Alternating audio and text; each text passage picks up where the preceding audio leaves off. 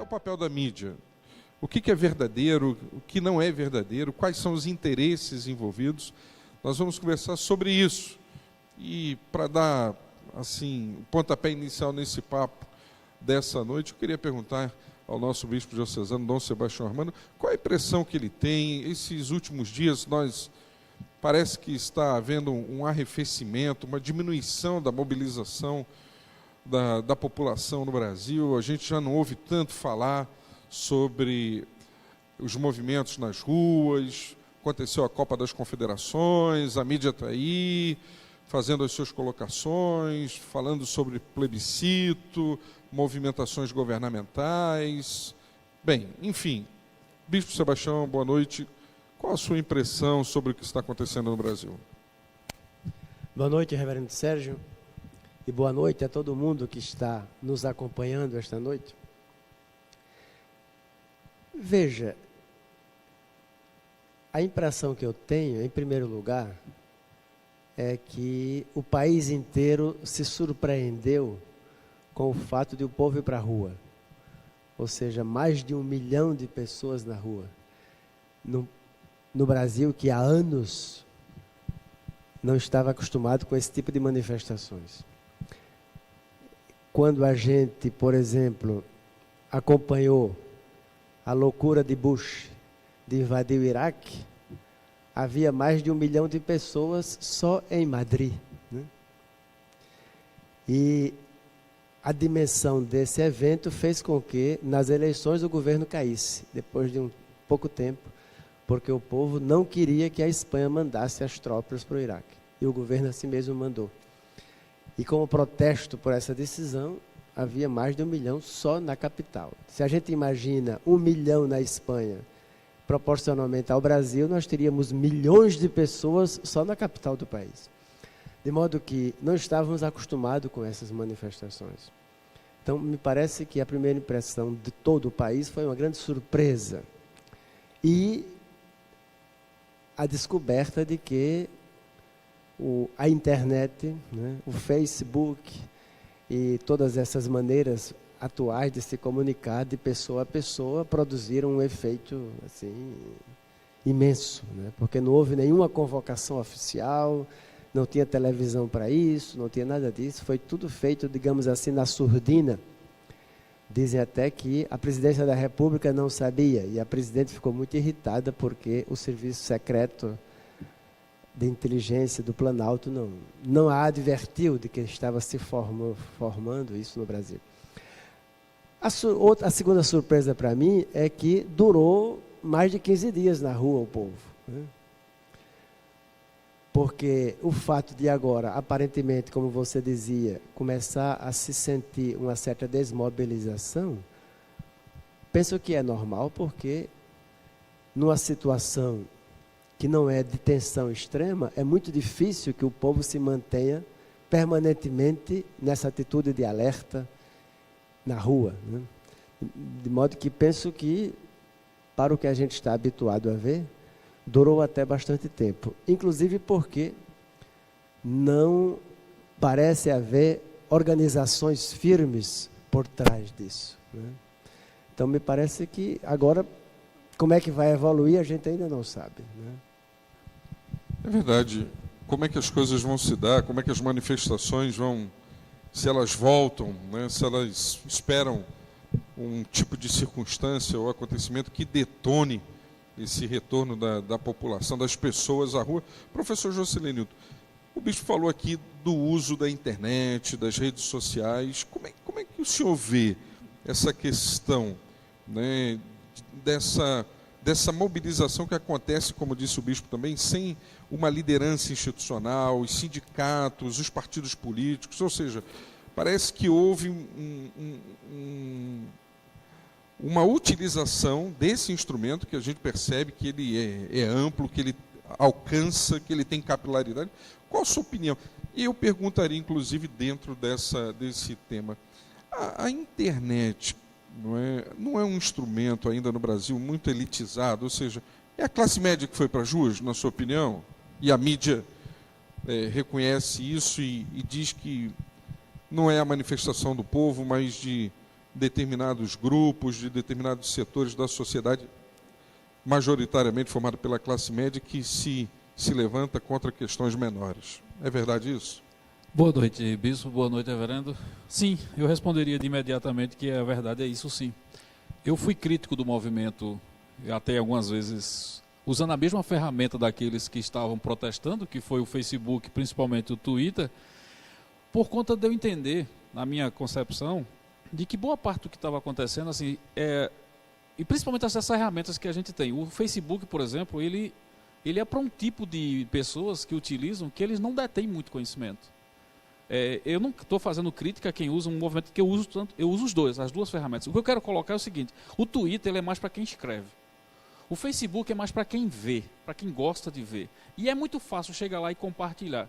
E muito do que aconteceu, do que você colocou, reverendo Sérgio, tem a ver com esse compartilhamento. Então alguém levantou, colocou uma bandeira de protesto, e o que mais me incomoda e que vai na sua linha de raciocínio em relação à classe média, é que o protesto começou com os gastos que foram feitos para as arenas, quando se descobriu o que eram as arenas, e o preço do ingresso. E aquele mesmo que estava protestando no Twitter ou no Facebook, deu os 400, 500 reais no ingresso. Então, para mim, assim, essa contradição, ela começou aí. E por isso que eu me tornei até crítico, não pela ideologia de PT, PSTU ou qualquer outra. Eu não fui crítico por ideologia, eu fui crítico em relação a entender que a gente tem muita informação. E aí onde, bispo, a questão do Facebook, hoje ele tem muita informação, mas informação que não vira conhecimento. Porque não é trabalhado, não é feita uma síntese, não é analisado. É aquilo simplesmente que eu vi, achei bonito e compartilhei. Muito embora não até nem concorde com tudo que está sendo dito. Então, Sérgio, concordo plenamente com você. Foi um movimento que começou com a classe média e que algumas outras áreas começaram a entrar, vamos dizer assim, viram uma bandeira erguida e saíram. Talvez seja aquela famosa assim, tem uma passeata, eu vou entrar, depois eu vejo o que é esse negócio aí. Mas, a priori, eu vi dessa forma, como algumas pessoas que estavam protestando contra as coisas absolutamente contraditórias. E aí depois veio passagem de ônibus, baixar passagem de ônibus, e etc. Até mesmo a bandeira do orgulho gay, bandeira, sei lá. Enfim. Agora, interessante, porque o senhor está dizendo que as pessoas entram na internet, acessam o Facebook e compartilham, e é muito fácil, muito simples compartilhar. Agora, do compartilhar no Facebook para ir às ruas, há uma decisão, não é verdade? Há um sair de casa, há um despreendimento. O governo de Pernambuco, através da Secretaria de Segurança Pública, disse que na manifestação que aconteceu aqui na cidade, havia em torno de 50 mil pessoas. Nós sabemos que 50 mil pessoas, possivelmente, era metade do que estavam lá, né? Nós tínhamos quase 100 mil pessoas nas ruas, mas não interessa dizer que havia muita gente, não é? Não faz bem ao governo um tipo esse tipo de número, né? A ideia, quem sabe, seja fragilizar, inclusive numericamente, a manifestação. Então eu lhe pergunto, o que é que fez as pessoas compartilharem na rede social, mas saírem de casa, ir às ruas? A insatisfação com as arenas? Ou há uma insatisfação generalizada no que nós chamamos de inconsciente coletivo, né? Ou seja, há uma percepção de que o governo desse país administra mal os recursos, prioriza equivocadamente, e um outro aspecto que nós não podemos deixar de colocar aqui, há uma sistêmica corrupção, não é? Que infelizmente alcança a todos e a todas nós. Da discussão da classe média pelo ingresso das arenas, passou imediatamente para a questão da corrupção. Então eu acredito que todo brasileiro se identifica com a luta contra a corrupção, gastos desnecessários, gastos excessivos, e esses gastos que não foram para a educação, para a saúde e especificamente para as infraestruturas que a gente tem. Ciclovias e etc. Então, eu acredito que a primeira coisa que trouxe foi identificação, corrupção. Somos anticorrupção por natureza. Muito embora, e aí onde vai uma outra crítica ao movimento, é que boa parte de nós que costumamos colocar lá no Facebook, né, abaixa a corrupção, não sente nenhum pudor em baixar um programa, piratear um CD ou baixar um filme. Né? Então, é essa incoerência, essa inconsistência que eu vejo hoje nessa discussão. Não que ela seja desnecessária, não que ela seja errada, muito pelo contrário. Eu já fui de ir para a rua, de levar cacete da polícia, de apanhar da polícia também, de correr atrás das minhas ideologias. Quando eu tinha 18 anos, foi quando Miguel Arraes voltou para Pernambuco, e aí foi candidato a governador pela segunda vez. Eu lembro especificamente, nesse período aí, DCE a gente corria e era uma ideologia, a gente tinha alguma coisa para brigar. Estávamos saindo do movimento de ditadura e estávamos entrando no movimento dito de democracia. Então eu vivenciei essa transição e vivenciei na rua. Eu aprendi a protesto no dia a dia, não foi alguma coisa aleatória que eu estava sentado numa cadeira lá e lendo algum livro sobre isso.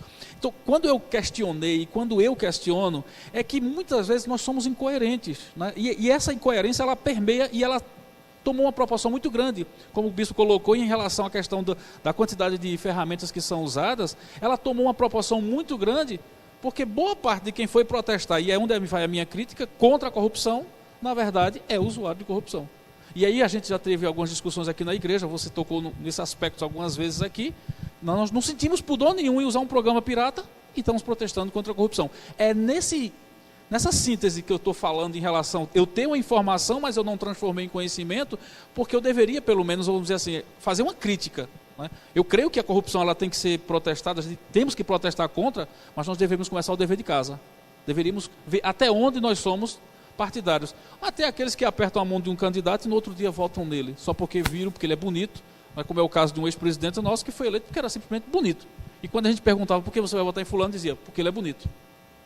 E isso é a forma como a nossa, vamos dizer assim, a nossa classe média é superficial em relação ao conhecimento. Nós temos informação, mas isso não quer dizer que virou conhecimento. Dom Sebastião, falando a respeito de informação, eu passo o microfone para o senhor, eu gostaria de perguntar,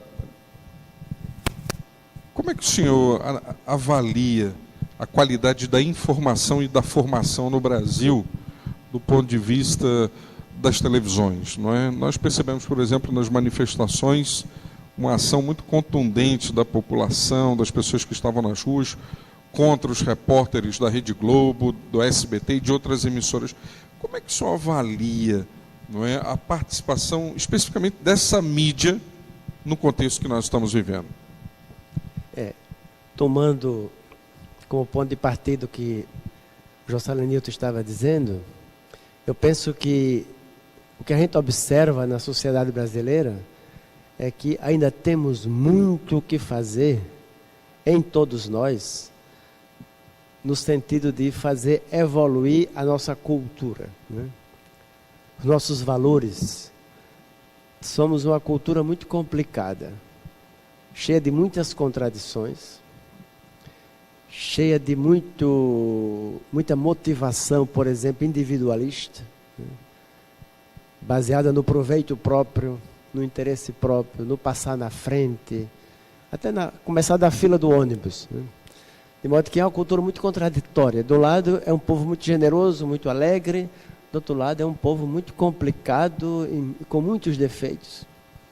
E me parece que a educação, tanto na família como nas escolas, etc., não tem respondido à necessidade de operar mudança, digamos assim, no caráter brasileiro, né? E aí a gente tem todas isso você chamava, essa contradição, essa incoerência. Do outro lado também, agora olhando a pergunta do reverendo Sérgio, ou seja, qual tem sido a função, né, dos meios de comunicação, especialmente a televisão, porque no mundo todo a televisão é considerada um problema, né? Estou lendo um livro de um teólogo dos Estados Unidos, e ele toda hora fala, você ganharia muito mais se você ficasse menos tempo diante da televisão, etc. A televisão é uma maneira de você se embriagar e se drogar, etc, etc. Então a televisão realmente é um problema, porque, vocês imaginem, quando eu estava na Itália, nós brasileiros achávamos a televisão italiana de um nível bastante elevado. Naquele tempo era só estatal, tinha 2 canais só, antes de Berlusconi, né, que agora se tornou dono de tudo. Mas então eram 2 canais estatais, um mais dedicado a questões culturais, etc., e o outro mais genérico. Mas, de qualquer forma, os dois a gente julgava que tinham um nível bastante elevado. E um dia eu li uma pesquisa que dizia que a televisão estava planejada para o nível de idade de, no máximo, 12 anos. Né? 12 anos. E visando muito as donas de casa, etc. Ou seja, se é assim, no caso daquela televisão, que a gente julgava bastante mais elaborada, imagina o que nós temos entre nós. Né? É feita realmente para infantilizar, para alienar as pessoas das preocupações reais da sua vida, para criar modelos ideais de identificação, para superar de maneira fictícia e ilusória o seu sofrimento. Né? De modo que eu penso que se a televisão tem algumas coisas, sobretudo no nível das informações, etc., mas ela presta um serviço muito ruim à educação do povo. E, no contexto geral, se a gente vai a qualquer país da América de língua espanhola, eu já percebi, já fui a alguns países, a distância é imensa em relação à instrução. Por exemplo, no ensino médio, o pessoal do ensino médio conhece a história do país, né? Conhece os grandes momentos, inclusive é capaz de dizer de cor as datas principais da história. Aqui você não encontra quase ninguém que consiga dizer, quando não diz que Dom Pedro II era pai de Dom Pedro I. Né? Ou seja, por exemplo, o gosto de ir aos museus, de frequentar os monumentos, não é uma coisa que se incentive no Brasil. Ou seja, o povo não conhece a si mesmo. Né? Então, ainda temos uma história muito complicada para... Ou seja, muita coisa para caminhar, para poder realmente sanar, ou pelo menos equacionar melhor, isso eu chamava os defeitos de caráter do nosso povo. Né? Professor Juscelino, tu quer dizer alguma coisa a respeito desse tema? Eu acho interessante que alguns desses protestos eles se voltaram especificamente contra a Rede Globo, né, considerada a grande manipuladora, quando na verdade o bispo está corretamente. Todas as redes de TV, de uma forma ou de outra, elas fazem essa inclinação. Mas eu vejo, bispo, com uma preocupação, acredito que já compartilhei ontem, outro dia até vi que o reverendo Sérgio esteve lendo um post que eu coloquei lá no Facebook, que eu me preocupo muito com essa demagogia e essa megalomania que tem a Igreja Evangélica Brasileira de ser a maior hoje, de ter 40 e tantos milhões de membros e de estar querendo praticamente fundar um Talibã. E hoje a gente faz o quê? A gente começa a protestar contra a Rede Globo. Aí eu acho interessante porque num dia aí qualquer fizeram um protesto fechado. Vamos passar um dia sem Rede Globo. E eu até coloquei, poxa, vamos passar todos os dias? Quer protestar contra a Rede Globo? Então desliga a televisão, então muda, vai ler um livro, então não assiste mais a TV Globo. Eu, pelo menos, não assisto TV Globo há pelo menos uns 20 anos. Eu não assisto Globo há pelo menos 20 anos. Exceto quando o esporte joga e eu não tenho onde assistir, a não ser na Rede Globo. Mas essa preocupação minha, ela vai em relação assim, a esses protestos que são, vamos dizer, inconsistentes, por conta dessa coisa. O que a Globo fez? Criou o Festival Promessas. Para quê? Para tirar a audiência da Record. E assim, e falta a gente a sensibilidade, muitas vezes, de entender que estamos sendo o quê? Estamos saindo de um curral e indo para o outro. E continuamos sendo, muitas vezes, massa de manipulação. E a gente não se dá conta. E eu vi muita gente colocar e dizer, a Globo está se convertendo, porque fulano ou Beltrano está cantando o programa da Xuxa. E eu digo, que pena que isso está acontecendo, porque não estamos nos dando conta disso. Então, eu faço essa crítica, essa questão da preocupação com a Rede Globo especificamente por parte dos cristãos, dos evangélicos, eu não vejo ela com muito bons olhos, porque eu não vejo ela consistente, eu não vejo ela como ideologia, eu vejo como um movimento passageiro, porque basta a Globo colocar 3 ou 4 cantores da mídia cantando no domingo à tarde, acabou os protestos contra a Rede Globo, e todo mundo vai dizer assim, a Globo agora é cristã, a Globo agora é de Jesus. Então eu tenho essa tendência, reverendo Sérgio, a ler, a enxergar, a ter um senso crítico em tudo, absolutamente tudo, e isso para mim também precisa ter com cuidado. Nós queremos agradecer muito a sua participação, a presença de Lucas, que já escreveu aqui para a gente. Lucas, nós já vamos comentar o seu post aqui no Face. Obrigado também por Irenilda, que está nos acompanhando. Eduardo, que também enviou seu comentário. Vou ler agora, viu, Eduardo? Que você escreveu para a gente. Você está participando do Papo no Altar, com o nosso bispo diocesano Dom Sebastião Armando Gameleira Soares, com o professor Jocelenilton Gomes. Nós vamos ficar juntos até às 20h15. Eu estou me lembrando, bispo e professor Jocelenilton, de uma conversa da Marta Suplicy com o Jô Soares, no seu programa de entrevista muito conhecido, quando Marta, falando sobre o processo de educação no Brasil, o Jô Soares disse a ela, não, mas a televisão não tem nenhuma obrigação de educar o povo. Ela disse, olha, realmente não tem obrigação de educar, agora tem o dever de não deseducar, não é? E, na verdade, nós sabemos e reconhecemos que, em muitas ocasiões, a televisão tem sido utilizada como um instrumento de alienação, de deseducação. E é interessante, porque, ao mesmo tempo que coopta, não é, determinados segmentos, ou os segmentos sociais, fazendo com que eles percam de vista os seus objetivos e a sua missão. Eu queria perguntar ao bispo Dom Sebastião, nessa palavra do nosso querido professor Jocelenilton, eu passo o microfone para o senhor, fica assim uma pergunta no ar, bispo.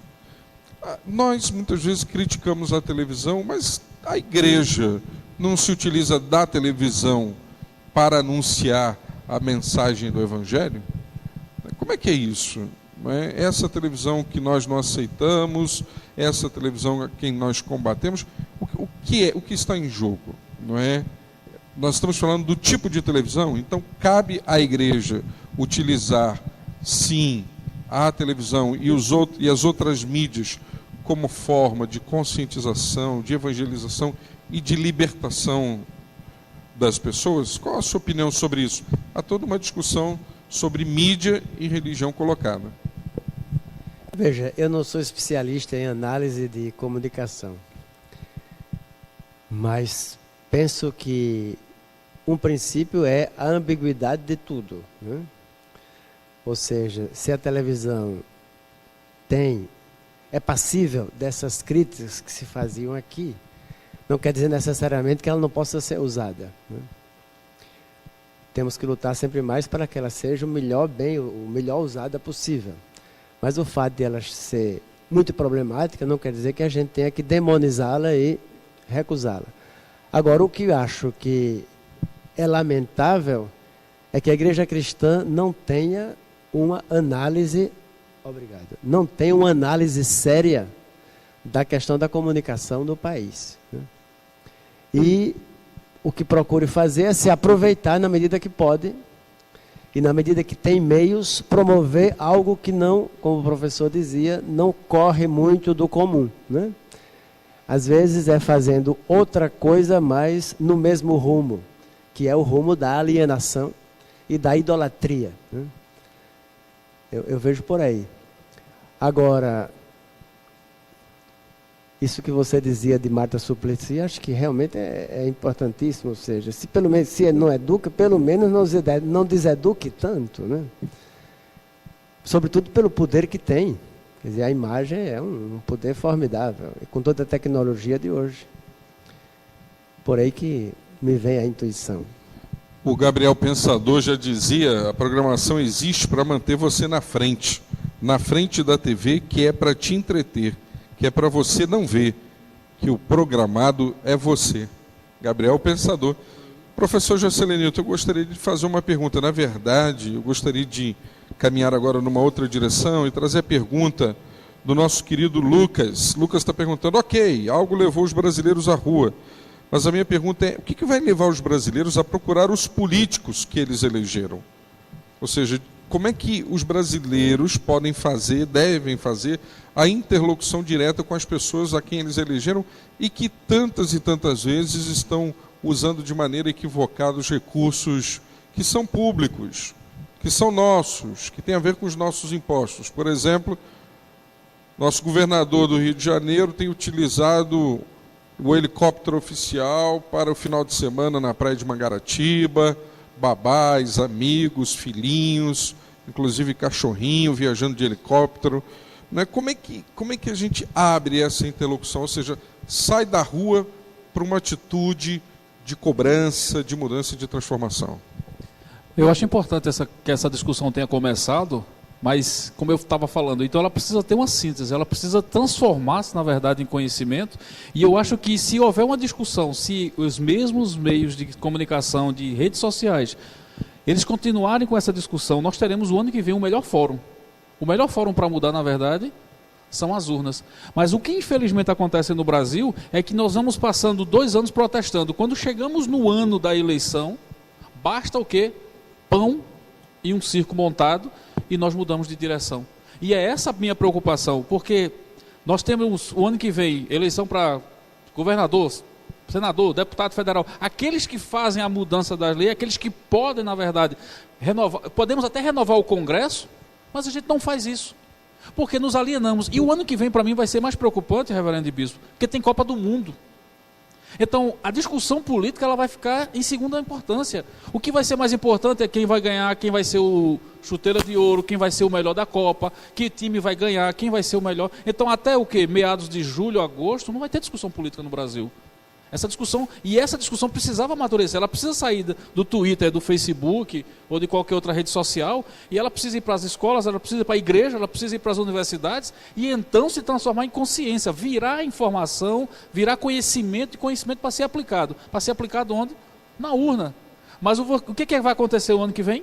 Boa parte do ano nós vamos perder o ano. Vamos ter o carnaval no começo do ano, com o investimento do governo federal, dos governos estaduais, e vamos ter depois o quê? Copa do Mundo com governo estadual e governo federal influenciando. E aí, vamos ter discussão política? Precisamos ter. Eu não estou dizendo que não vai ter, eu estou dizendo que ela vai estar em segunda opção, e isso para mim é lamentável.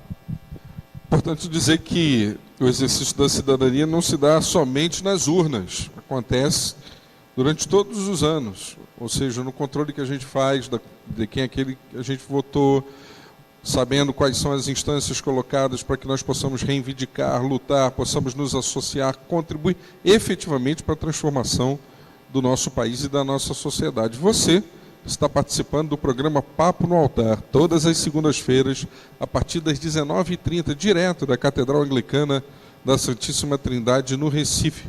Seja bem-vindo, seja bem-vinda, participe conosco. Estou aqui na presença do nosso bispo Dom Sebastião Armando, que escreveu este comentário bíblico do Novo Testamento do Evangelho segundo São Marcos. Teve o apoio do nosso querido João Luiz Correia Júnior e de José Raimundo Oliva. Fonte editorial, foi lançado no ano de 2012, já comecei a ler, vale a pena. Lembre-se que Dom Sebastião Armando Gameleira é um dos biblistas mais conhecidos do Brasil, e lembre-se também que ele é assessor do CEBI. Isso significa publicações de altíssimo nível, que cooperam com você e com a sua igreja para o desenvolvimento e para a implantação do reino de Deus entre nós.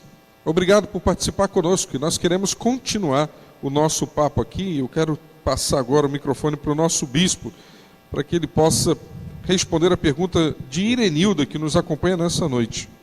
Ela diz assim: pergunta aí no programa de que forma o cristianismo pode trazer uma cultura, uma educação bíblica, além do transcender, para a formação de uma visão de cidadania e educação política do nosso povo.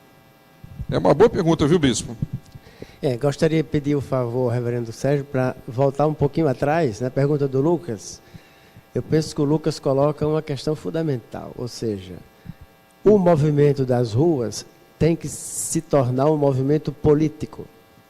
Ou seja, me parece, eu escrevi até uma nota em nome da Diocese, fazendo umas considerações sobre os acontecimentos das marchas, e me parece que as marchas ficam apenas naquele nível que a gente chamaria de social, proclamando o mal-estar que a gente sente.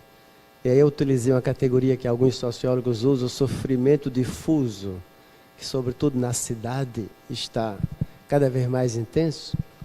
E aí um temor que muita gente tem é que, na verdade, se esteja reivindicando simplesmente índices maiores de bem-estar.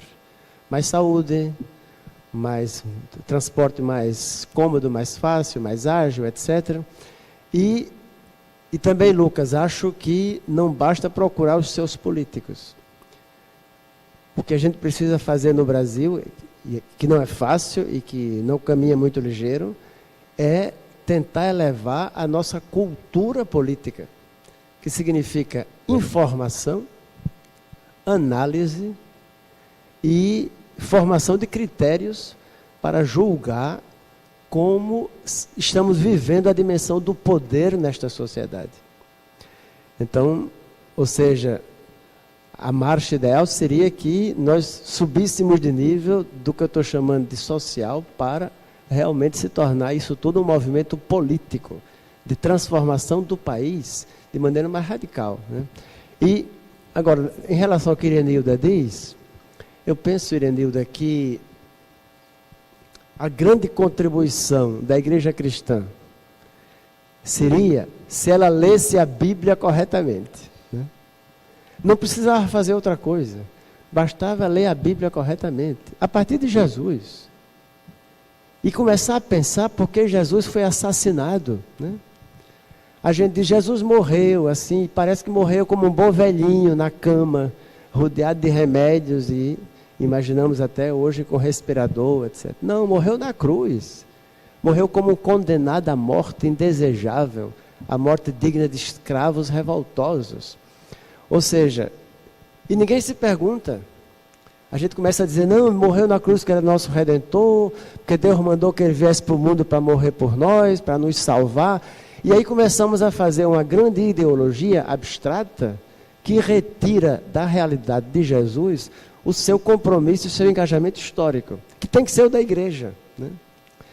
Quando a igreja está bem acomodada e bem aprovada pelos poderes do mundo, é um péssimo sinal.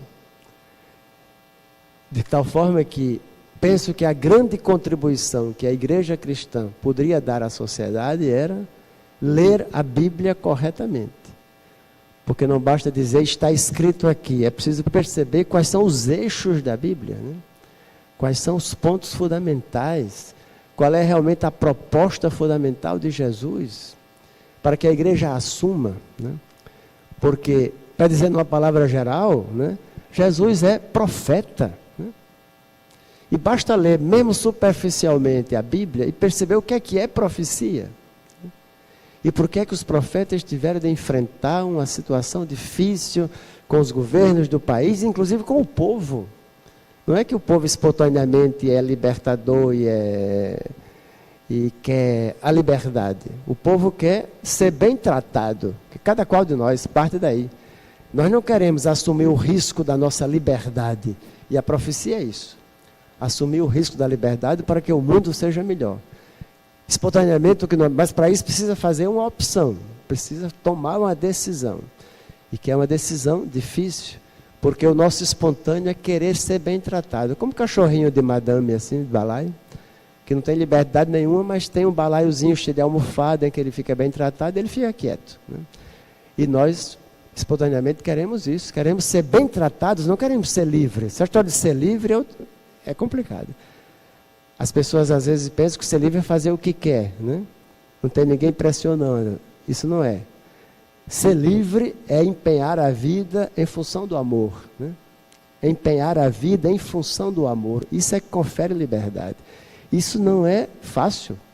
Isso é uma atitude sacrificial de se entregar para a transformação do mundo. Quando eu digo mundo, digo as pessoas, as comunidades, os povos, né? E nós, espontaneamente, não queremos isso, porque isso nos custa. Nós queremos ser bem tratados. Você percebe o nível do nosso diálogo, da nossa conversa aqui, as implicações disso para a nossa vida pessoal e coletiva. E nós temos a participação dos nossos internautas, daqueles que nos acompanham. Você pode mandar a sua mensagem, o seu post, a sua pergunta para o nosso programa. Papo no Altar. Entre no meu Facebook, Sérgio Andrade, escreva. E eu trago uma pergunta feita por Mateus aqui, para o professor Jocelenildo, para o nosso bispo também. Ela tem a ver com essa conversa que a gente está tendo hoje à noite. Mateus diz assim: qual é a posição dos entrevistados quanto aos pastores que apoiam publicamente e ainda indicam candidatos aos cargos eletivos em suas comunidades, cargos públicos? A igreja que vive em comunidade deve unir-se na escolha de seus representantes? E eu presumo que ele esteja falando aqui de representantes se são evangélicos, católicos, enfim, as comunidades religiosas deveriam apoiar, né? Irmão vota em irmão, crente vota em crente. Como é que é isso, né? Como é que vocês percebem isso? E aí eu queria fazer também um comentário rapidamente dizendo que o fato é que muitos pastores, inclusive, têm usado a mídia, têm usado a televisão, alcançando milhões de pessoas. E, aliás, nós estamos fazendo isso agora. Nós estamos usando a mídia para chegar até você, não é verdade? E muitos se elegem. Queria dizer de antemão que eu não sou candidato a deputado, não sou candidato a nada. Na verdade, nós estamos usando esse instrumento aqui como uma maneira de formar, de informar, de ajudar você e de nos ajudarmos também a refletirmos sobre a palavra de Deus, sobre a vida, sobre o reino e as implicações para a nossa jornada, para a nossa caminhada como sociedade. Então, rapidamente, voltando ao professor Jocelenilton, a resposta para Mateus. Eu sou bem radical nisso. Eu não creio que o irmão deve votar em irmão. Eu creio que irmão deve votar em irmão se o irmão ele é a melhor proposta para aquele cargo ou para aquela função que ele está se candidatando. E aí eu tenho também uma crítica muito pessoal em relação a igrejas que se tornam currais eleitorais, onde o mandatário, quer seja apóstolo, quer seja bispo, quer seja pastor, ele vai no púlpito e diz: o candidato dessa igreja é esse. Sem que a igreja tenha a oportunidade de formular sua própria opinião, sem ela tenha a condição de sintetizar qual deve ser a verdade. E isso é muito preocupante, porque no Brasil é a maioria. E nós temos hoje candidatos muito fortes, inclusive deputados federais hoje atuando no Brasil, com polêmicas ou não, que foram eleitos dessa forma. São de currais eleitorais. E isso é muito preocupante, porque eu vejo isso, eu já coloquei isso algumas vezes falando, me preocupa muito porque a gente está em vias de criar um talibã cristão, um talibã evangélico, onde as pessoas que estão entrando para a política, elas não compreendem que o Brasil é um Estado laico. E por ser um Estado laico, que foi brigado por muitos anos para que fosse um Estado laico, nós estamos querendo transformá-lo num Estado gospel. Então estamos querendo voltar a um passado que nós lutamos para deixar. Então eu tenho duas críticas. Primeiro, eu não acho que irmão deve votar em irmãos simplesmente por ele ser irmão, mas sim se ele realmente vai ser um representante legal ou eficiente. E segundo, não creio que a igreja deveria indicar qual deve ser o candidato. Se a igreja quiser fazer uma discussão política, isso deve ser feito, mas não que o pastor ou o líder diga que quem deve ser o candidato, né? Então, a igreja fez por muito tempo isso. A igreja católica ela é muito melhor do que a gente nisso e ela dá 10 anos luz na gente. As pessoas estão mais preparadas para discutir politicamente e sair cada um com a sua própria reflexão. Eu me lembro aqui que quando o presidente eleito Tancredo Neves visitou a CNBB, a Conferência Nacional dos Bispos do Brasil, os repórteres perguntaram: por que o senhor privilegia um segmento religioso e faz essa visita oficial? Então ele dizia: é verdade que a religião católica não é oficial no Brasil, mas ninguém pode desconhecer que a Igreja Católica não é oficial, mas é a Igreja nacional, né? E o que é que a gente está vendo hoje no mundo evangélico? O mundo evangélico está querendo voltar a ser medieval, né? Está querendo voltar a ser a Igreja Católica da Idade Média, que vivia tendo os benefícios do Estado, que podia negociar com os governos as concessões. Naquele tempo não tinha rádio, mas hoje a forma moderna é negociar as concessões de rádio, chegar aos ministérios, chegar à Câmara dos Deputados, ao Senado, ou seja, ocupar os postos de poder. Isso é medieval. Como dizia o professor, isso é negação do Estado laico. Isso a Igreja Católica Romana fez por séculos. E agora que ela está se desligando dessa atitude, pelo menos vários setores da igreja, e querem justamente partir para a missão mais profética do Evangelho, agora os evangélicos começam a querer sentir o gostinho da cristandade, né? E fazerem uma só coisa com o poder estatal. Ora, a função da igreja é outra. Nas eleições e fora das eleições, é a função da profecia, do discernimento profético. E aí, durante o ano todo, se o momento agora da conjuntura é eleições, então tem que fazer o discernimento profético nas eleições. Como dizia o professor, tem que ajudar a igreja a refletir sobre o que é melhor para o país. não o que é melhor para ter benefício para a minha igreja. Recebi um candidato que veio me dizer isso. Bispo, precisamos eleger mais gente evangélica para poder defender os interesses da igreja. Então eu disse, irmão, não estou de acordo. E nem vou poder te ajudar nisso. Porque a pergunta é outra. Gente que seja, mesmo não de igreja, mas que vai defender os interesses do povo. É isso que temos que fazer. Ô, Dom Sebastião, o senhor fala no poder. Me diga uma coisa, o poder, sem querer ser maniqueísta, é bom ou é mal? Como é que é essa questão do poder? O senhor fica falando do poder aí. Eu estou entendendo, parece que o poder é ruim, é mal. O senhor tem essa concepção? Qual a sua concepção de poder? Absolutamente. Exatamente, para mim é o inverso. Ou seja, eu sempre lamento porque o grande sociólogo Max Weber, que foi um pai da sociologia, ele fez uma distinção que tem certo sentido, mas ela é perversa. Quando ele diz, autoridade é aquilo que é legítimo, ou seja, a pessoa é capaz de influenciar outras em função de certos objetivos. É aquilo que a gente chama de autoridade moral, que as pessoas seguem alguém sem coerção, sem violência, sem manipulação. E o poder é sempre ligado à força. Poder significa capacidade de impor. E o poder clássico é o do Estado, que tem armas para se impor. Ora, eu penso que a gente tem que levar em conta essa distinção, mas me parece que ela fez muito mal. Porque deu essa visão negativa do poder. Me parece que o poder deve hoje ser cada vez mais analisado numa chave antropológica. Quer dizer, o poder é o poder de cada qual de nós. Ninguém é sem poder. A vida é poder. Temos que partir justamente de uma atitude positiva. Quando eu falava do poder antes, na minha fala anterior, eu me referia ao poder no sentido de um poder que é manipulador, é opressivo, é injusto, etc. Mas essa discussão sobre o poder podia ser aprofundada no outro dia, porque eu acho que é fundamental.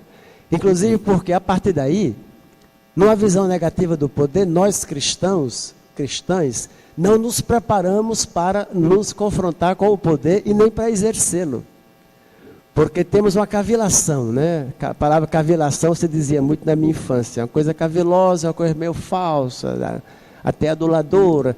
Então, muitas vezes a gente vê um cristão, uma cristã dizendo, mas eu não quero poder, eu sou de Jesus, eu só quero serviço. Eu não penso em poder. Então morra. Porque é vivo, pode. Né? Viver é poder. Viver é poder. Sem dúvida. O poder é uma dimensão do ser de cada pessoa. Ninguém é vivo sem poder. Só quem não tem poder é cadáver. Inclusive eu diria para terminar, e quem sabe, outro dia a gente poderia discutir sobre isso. Poder não é uma coisa que a gente tem, poder é ser. Ser é poder. Poder é a dimensão do nosso ser. Né? Papo no altar, você participa conosco. O tempo voou, faltam 2 minutos para terminar o programa, é incrível, é impressionante. Olha, nós não queríamos encerrar sem antes ressaltar a participação dos nossos internautas. Obrigado porque você está aqui conosco durante esses minutos. Eu queria ler o comentário do nosso querido Eduardo Maia, que disse: a força da mídia não está apenas em construir a realidade, mas também em ocultá-la. Quem tem poder para difundir notícias tem poder para manter segredos e alastrar silêncios. Olha, Eduardo, é por aí. E olha, eu queria terminar então com essa pergunta que o Eduardo trouxe para a gente, para vocês dois. E que vocês pudessem responder e fazer suas considerações finais, porque o programa já está no finalzinho, em cima da hora. De que maneira o cristão pode ser sal e luz neste mundo, utilizando-se das mídias? De que maneira o cristão, a cristã, pode ser sal e luz do mundo, utilizando-se das mídias? A resposta objetiva e as considerações finais. Eu penso imediatamente, sem muita reflexão, logo que você coloca a questão, em 3 coisas. A primeira coisa é, quem vai para esse setor tem que ter muita competência profissional e estar muito bem formado do ponto de vista dos valores da fé para poder atuar da melhor maneira possível nesse ambiente.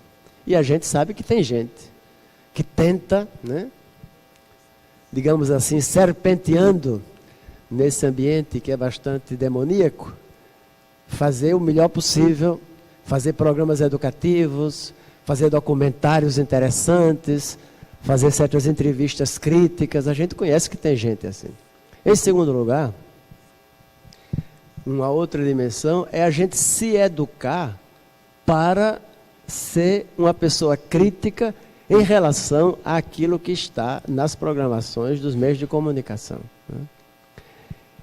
E, naturalmente, tendo a capacidade de analisar aquilo que nos vem, de modo que a igreja precisaria nos ajudar, a escola, a família, etc., a cada vez mais as pessoas terem uma atitude crítica, analítica, em relação a esses meios de comunicação, né?